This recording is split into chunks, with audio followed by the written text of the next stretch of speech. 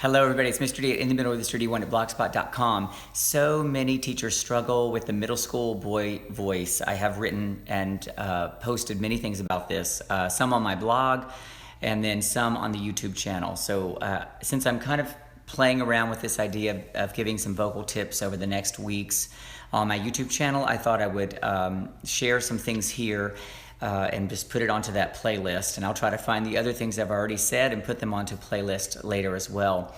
But definitely check out my blog and just type in gender and you'll find some things that could help you. So I teach 7th grade boys separately from my 7th grade girls. So in 6th grade I have them all together and I teach treble most of the time.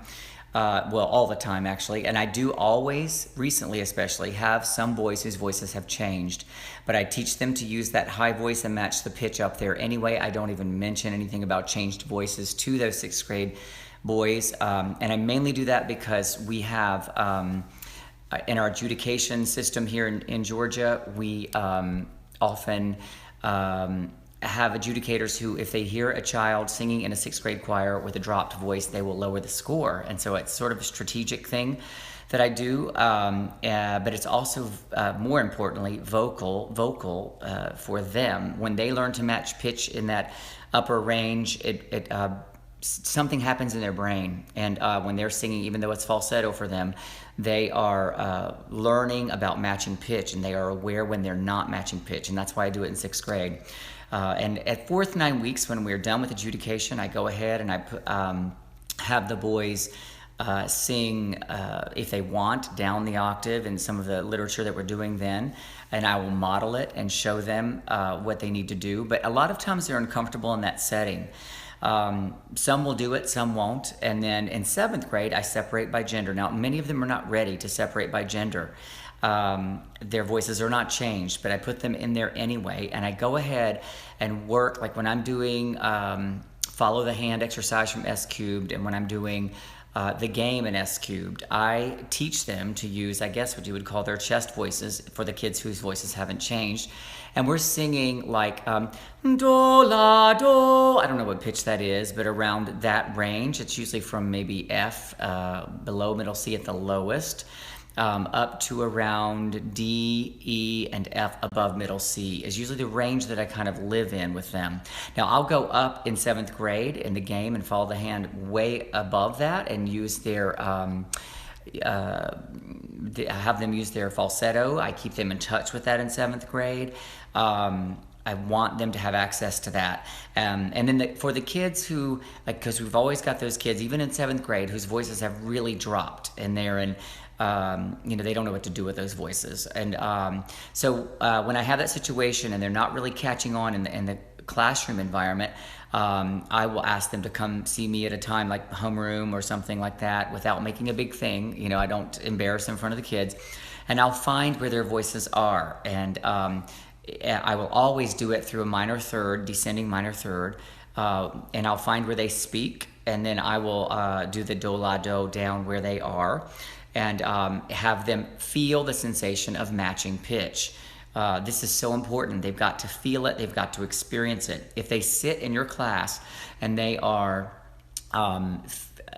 just droning along in some random low pitch or not singing at all because they know they don't sound right but they're not sure what to do, they will physically shut down. Like those muscles just don't do what they're supposed to do. And the connections in the brain, I'm not a scientist, but I know from my teaching experience that they just don't make the connections in their brain. Sorry, the dog's barking, it's live, what do you do? And so I do try to find them going down in that minor third and then push them up half steps at a time so that they feel the sensation of what it is to match pitch. And then, because I do that in 7th grade, I have very little issue with it in 8th grade because the way my program is set up in 8th grade, new kids can't join usually. It's very rare that they're able to join. So I've already physically got them doing what they're supposed to do.